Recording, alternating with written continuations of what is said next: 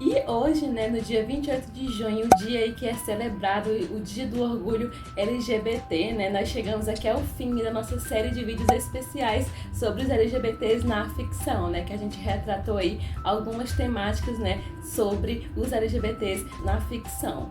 E não poderia ser diferente, né? A gente poderia fechar com chaves de ouro sem ser outra temática, não é mesmo? Eu sou a Artemisa Lopes e seja muito bem-vindo ou bem-vinda ao canal Luna Sobre. Eu sou a Laura Zaca e no vídeo de hoje nós separamos aqui os melhores casais de séries. Isso depois da vinheta.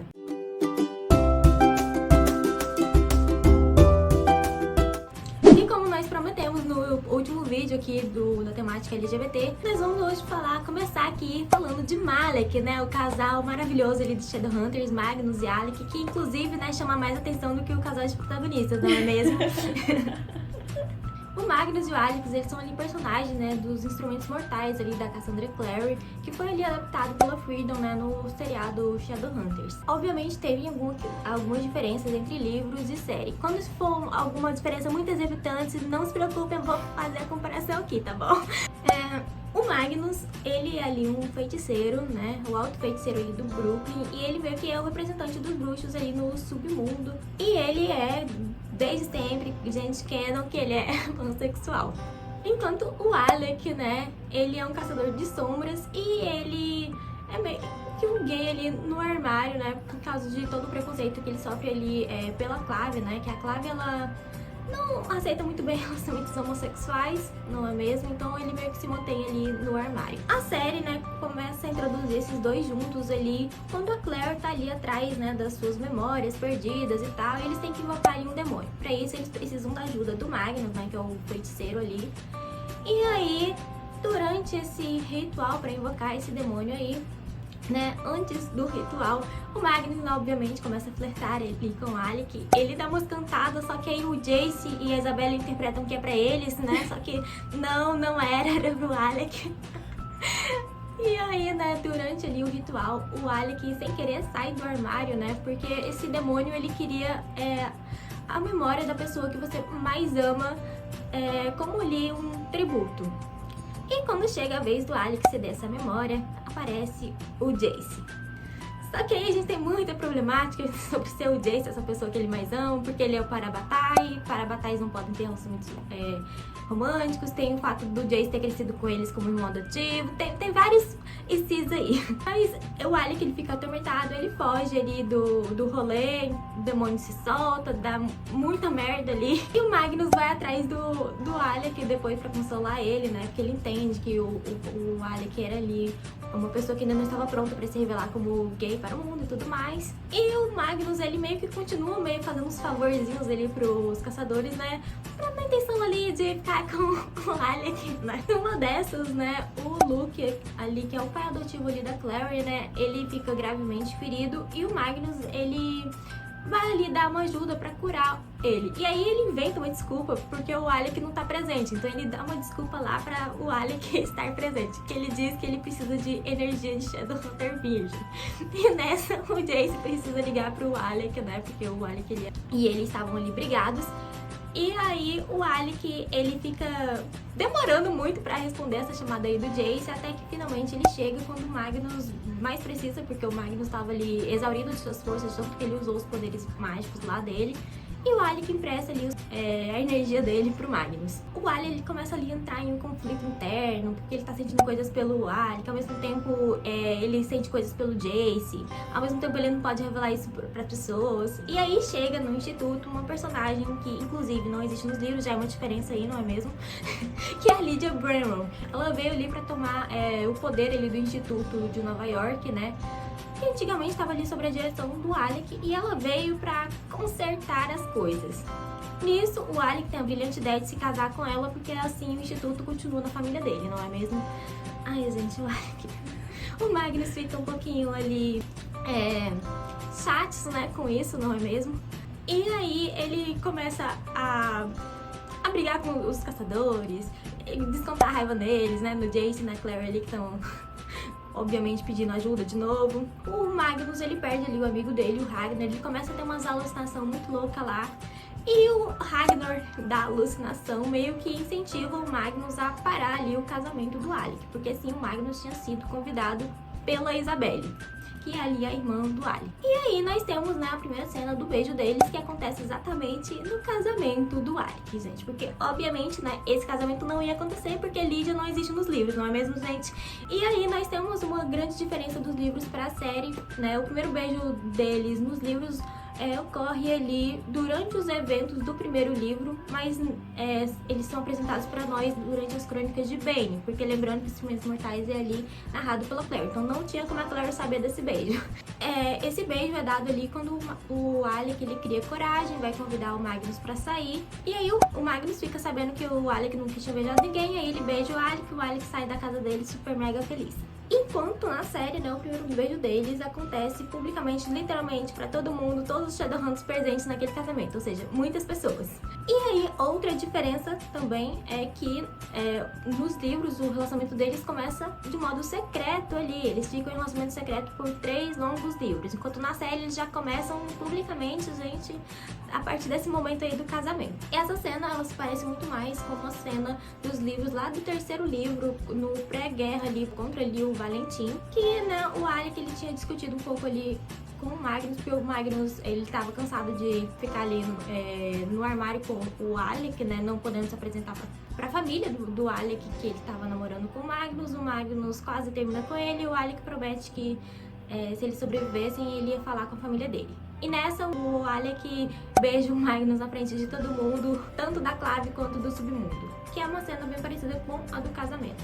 E aí, né, nós temos a segunda temporada em que eles começam ali o relacionamento deles, eles têm um primeiro encontro que não dá muito certo, eles percebem que eles têm muitas diferenças em comuns, eles quase desistem do relacionamento, mas eles continuam ali o relacionamento deles. Eventualmente, né, o Alec e o Magnus, eles têm a sua primeira noite de amor, inclusive é a noite ali que o Alec perde a virgindade. E rende uma cena fofinha com ele com a Isabelle, quando ele vai pedir conselhos pra irmã dele. E aí, né, nós temos ali um incidente que ocorre ali no instituto, que o irmão mais novo ali do Alec, o Max, sofre um atentado pelas mãos ali do irmão da Claire, né, o Jonathan. Ele quase morre, né? Nos livros ele morre, é outra diferença, né? Mas na série o Max continua vivo, mas enquanto ele tava ali no hospital, o Magnus tá ali junto com a família do Alec, apoiando o Alec. E então, lá pelo final da segunda temporada, nós temos ali o Valentim tentando literalmente dizimar todo mundo ali do submundo, né, com a espada ali da alma. E aí ele consegue meio que executar o plano, mas o raio não é muito grande, não mata muitas pessoas, só os que estavam ali próximos. O Alec fica desesperado pensando que nessa o Magnus tinha evaporado, não é mesmo? E aí quando eles se encontram, o Alec, ele diz lá que ele ama o Magnus, e o Magnus, né, retorna dizendo que ama ele também. E aí, outra diferença dos livros. Nos livros, quem diz eu te amo primeiro é o Magnus. Na cena lá que eles estão discutindo sobre o Magnus querer que o Alec apresente ele pra família. Ainda na segunda temporada, o Alec conhece a Camille Belcourt, que é uma das amantes ali do Magnus. Ela é uma vampira, então eles compartilham ali a imortalidade, não é mesmo? Que é um grande ali tabu pro Alec, né? Porque ele sabe que enquanto ele vai envelhecer, o Magnus vai estar lá jovem e bonito pra sempre. A Camille, ela começa a mexer ali com as inseguranças do Alec, e ela fala até, né, que o Alec é só mais um na longa lista de amantes do Magnus. Mas no final ali do episódio, o Magnus, ele conversa com o Alec, eles se entendem, e isso não vira realmente um tabu no relacionamento deles. O Magnus, inclusive, revela ali que ele já teve mais de 17 mil amantes. O Magnus. Essa é outra grande diferença dos livros, porque essa questão da imortalidade, dessa conversa do Alex com a Camille, vai render ali uma separação deles nos livros. Enquanto aqui na série eles já resolvem isso no mesmo episódio que a Camille tenta ali estragar o relacionamento do Alec com o Magnus. No entanto, na série eles realmente chegam a romper, mas não pelos motivos do livro.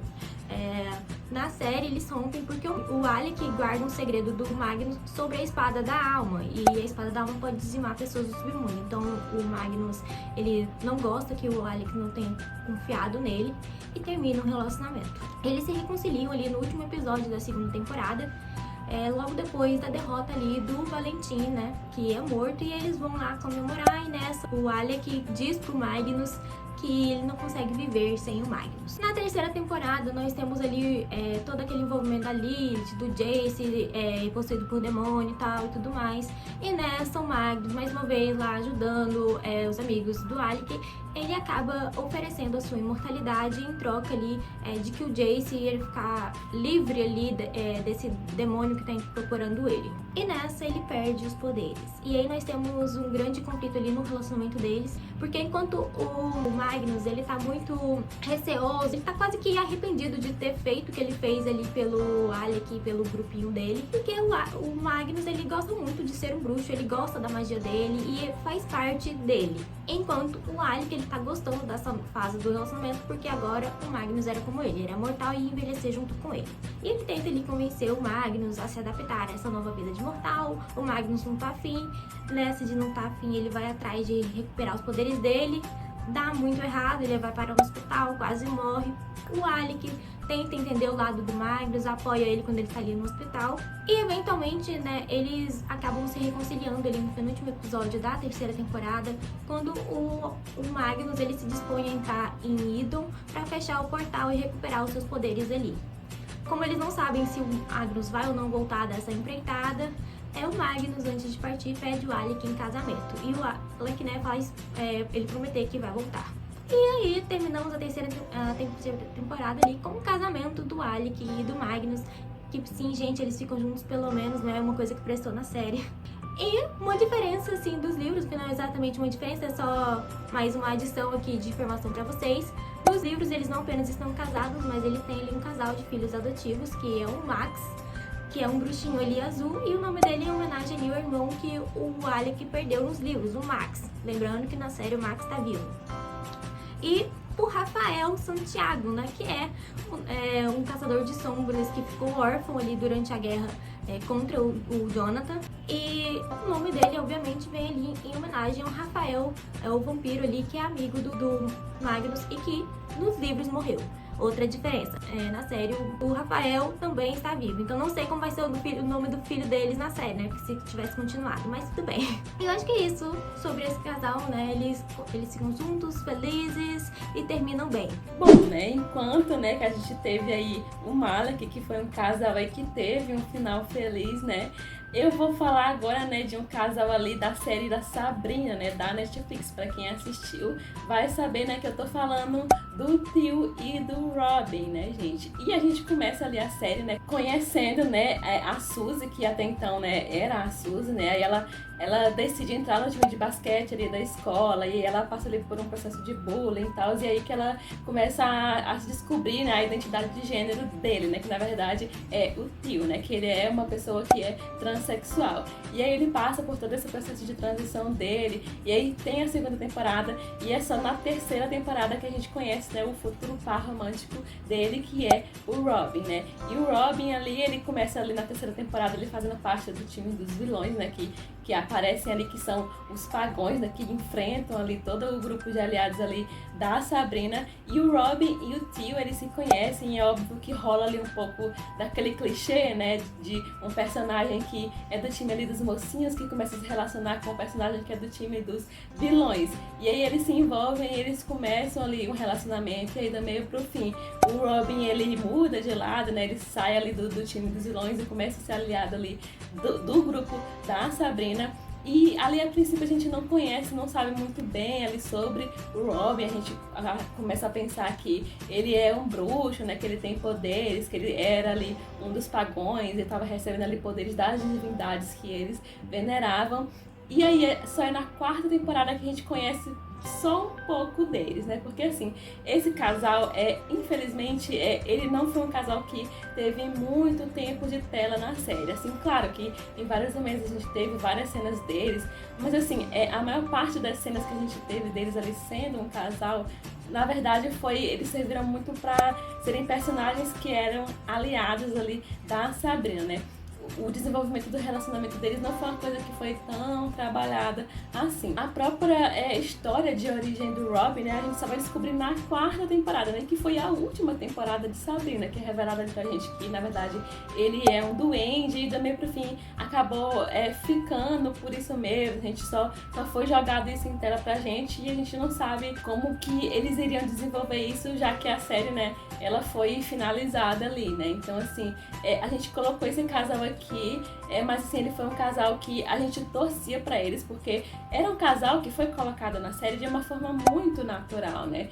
Tudo aconteceu de forma muito natural, não foi... A única coisa que realmente, assim, que a série pecou foi que não ter mostrado muito tempo de tela deles como um casal e ter desenvolvido um pouco mais o relacionamento dos dois, porque do meio pro fim eles só estavam ali mesmo pra serem ali aqueles personagens bem coadjuvantes e que só eram aliados ali dos protagonistas, mas assim, eles como um casal na série funcionou assim, pelo menos entre aspas, porque foi uma coisa que aconteceu de forma muito natural. Então isso a série foi muito legal de trazer, né? Porque não foi uma coisa que foi forçada, né? Realmente foi eles só pecaram nisso de não desenvolver mais ainda o relacionamento deles e também de ter só trazido essa origem, a história da origem do Robin só lá na 4ª temporada, e a série, né, acabou tendo aí o seu fim, né? Mas assim, eles eram um casal que a gente shippava, né? Pelo menos de certa forma a gente shippava eles, porque eles se completavam, né, gente? Era bonitinho de acompanhar eles, pelo menos por aqueles poucos momentos que a gente tinha deles dois em tela. Então é por isso que a gente colocou eles aqui na nossa lista. E o terceiro casal da nossa lista aqui é o Isaac e o Evan, ali da série norueguesa Skam. O Isaac, ele é um personagem que é apresentado pra gente desde a 1ª temporada, e na 1ª temporada ele é o melhor amigo ali da protagonista da 1ª temporada, que é a Eva. E ele fica meio que metendo a colher ali no relacionamento da Eva e do Jonas, que é o melhor amigo dele. E a gente meio que acha que ele estava fazendo isso por causa que ele estava ali afim da Eva. Só que lá no final da 1ª temporada, a Eva e a Nora, elas acabam ali pegando o celular do Isaac e descobrindo ali o histórico de pesquisa dele, que leva para um site pornô gay. E aí elas começam a questionar se, na verdade, ele não estava metendo a colher no relacionamento da Eva com o Jonas por causa do Jonas e não da Eva, como todo mundo ali especulava. Na 2ª temporada a gente vê ele pegando ali uma menina, que é a Sarah, e a Nora e a Eva lá cogitando. Não, mas será que ele é gay? Porque no celular dele tinha aquilo e aquilo outro. Só que aí, né, o Isaac, ele ainda não tinha se descoberto ali, né, ele ficava lá pegando várias garotas nas festas durante a 1ª e a 2ª temporada. Na 3ª temporada, que é focada no Isaac, e ele vira o protagonista da 3ª temporada, a gente vai ver o desenrolar ali dele se descobrindo gay. Ele começa a temporada ali se relacionando ali com uma garota chamada Emma, que é uma garota nova ali na escola. Só que durante esse período ele vai conhecendo o Evan. Ele, assim que vê o Evan ali no refeitório, ele já fica assim, meio apaixonado, né? Não tira o olho do Evan e tal. Só que ele só vai conhecer efetivamente o Evan ali numa reunião ali da escola. Ele e o Evan saem antes de terminar ali a reunião no grupo, e aí o Evan oferece ali um cigarro pra ele, eles compartilham, eles ficam fumando ali juntos. E daí o momento é ali interrompido pela chegada da Emma, que tá afim do Isaac, e aí ela fuma junto com eles. Aí beleza, não fumem, inclusive, gente, mas né, continuando. Aí então, né, o Evan convida o Isaac e a Emma ali para uma festa, que é uma festa neon. E lá nessa festa, o Isaac conhece a namorada do Evan, a Sonja. Não sei se é assim que fala, mas vai ser assim que eu vou falar a partir daqui, gente. E aí, nessa festa, né, eles quase se beijam, mas aí eles são interrompidos. Aí depois, cada um pega a mina que eles estão lutando, né? O Isaac fica com a Emma, o Evan fica com a Sonja. Só que aí eles ficam se olhando enquanto beijam as meninas. É um negócio muito louco lá. Depois, né, uma semana depois, eles vão pra uma outra festa juntos, que é a festa de Halloween. E aí, no meio da festa lá, eles dão perdido na Emma e na Sonja e fogem da festa. E nessa, eles invadem uma casa. E aí, eles mergulham lá na piscina de quem quer que seja aquela casa que eles invadiram, não é mesmo? E lá, eles compartilham o primeiro beijo deles, que é embaixo d'água. Aí quando eles meio que emergem da água, né, eles são pegos por uma criança que é, né, filha do dono da casa. E aí o O Isaac, que pensava que a casa era do Evan, né? Então ele não sabia que ele estava invadindo. Aí ele descobre que eles estavam invadindo, eles fogem antes que a menina chama ali a polícia, não é mesmo? Aí eles vão pra casa do Isaac e lá eles ficam um fim de semana quase inteiro trancados lá no quarto do Isaac. Aí eles ficam se pegando, eles ficam conversando. Aí, né, eles vão para a escola. Da escola eles têm ali uma conversa em que o Isaac, ele acaba falando lá que ele não quer se envolver com gente louca. Nisso o Evan fica meio assim com o pé atrás, ele começa a dar uns sumidos assim no Isaac, vai afastando o Isaac bem de pouco e volta com a Sonja. O Isaac, ele fica ali bem chato, né, com esse afastamento do Evan, ele não sabe o que ele fez de errado. E aí ele resolve se abrir ali com o melhor amigo dele, o Jonas. O Jonas, ele tá muito preocupado com o Isaac, porque o Isaac tá estranho esses últimos dias e tudo mais. E o Isaac conta que ele tá estranho porque ele tá se descobrindo, ele tá apaixonado ali pelo Evan e tal, e conta que ele é gay. O Jonas super apoia e momentos depois eles já estão lá contando pro grupo inteiro, né, que o Isaac, ele é gay. E os meninos ali, eles apoiam o Isaac, não só apoiam, como eles dão um jeito de fazer com que o Isaac e o Evan se reencontrem e se reconciliem. Gente, esses meninos... Aí nessa, né, os meninos dão um sumido e deixam o Isaac e o Evan sozinhos, eles se reconciliam, eles dormem juntos. Aí amanhece, eles tomam um café da manhã ali juntos, o Isaac confessa pro Evan que tá apaixonado por ele. Foi meio sem querer, mas confessou, gente, é um negócio ali. Aí depois, né, eles saem ali da casa do Isaac e eles resolvem que vão pra um hotel. Aí nesse hotel o Evan apresenta o Isaac como o namorado dele, que ele é o namorado mais lindo do mundo, né, e tal. Aí beleza, eles vão ali para o hotel, dormem juntos de novo. E aí o Evan, ele sai do hotel ali, pelado, literalmente, e o Isaac não sabe o que fazer. Então ele liga para a Sonja. E aí a Sonja diz para o Isaac que o Evan tá tendo uma crise, porque o Evan, ele é ali bipolar. A Sonja vai até o Isaac para ajudar ele com o Evan, eles conseguem ali achar o Evan, levar ele para um lugar ali seguro. E a Sonja começa a dizer para o Isaac que esse relacionamento do Isaac e do Evan é temporário, porque isso é parte da bipolaridade do Evan, que os sentimentos do Evan pelo Isaac não são reais. Aí o Isaac, ele começa a acreditar nas bobagens que a Sonja lá tá falando, e ele fica meio assim, indeciso. E aí ele, sem querer, comenta ali com o Magnus sobre isso, que é um dos amigos dele, e o Magnus, que a mãe dele é bipolar, fala pra ele que não, a Sonja tá enganando ele, que isso não é verdade, que os sentimentos do Evan, eles não são alterados pelo fato dele ser bipolar, então os sentimentos do Evan são reais e isso não tem nada a ver. Aí a gente vê o Isaac saindo assim pra refletir, ele vai acabando parar ali numa igreja. E aí toca uma música de fundo bonita e tudo mais. E o Isaac, ele resolve que vai contar pra mãe dele que ele é gay. E ele faz isso por mensagem, não é mesmo? E aí logo depois, quando ele sai ali da igreja, a mãe dele tinha apoiado ele, respondeu que tudo bem pra ela e tudo mais. Ele começa a receber várias e várias mensagens dele do Evan. E o Evan, ele tá meio desesperado e por algum motivo ele tá na escola. O Isaac sai correndo pensando que ele tá em uma das suas crises. E quando chega lá, sim, o Evan está e o Isaac cuida do Evan. A temporada termina com eles passando o Natal juntos e com o Evan meio convencendo o Isaac a conhecer a mãe dele. Na quarta temporada, que é focada ali em uma outra personagem, eles continuam ali aparecendo, mas somente como personagens secundários. Mas a gente vê que eles continuam bem felizes juntos e que a tal da Sonja não está atrapalhando mais, não é mesmo?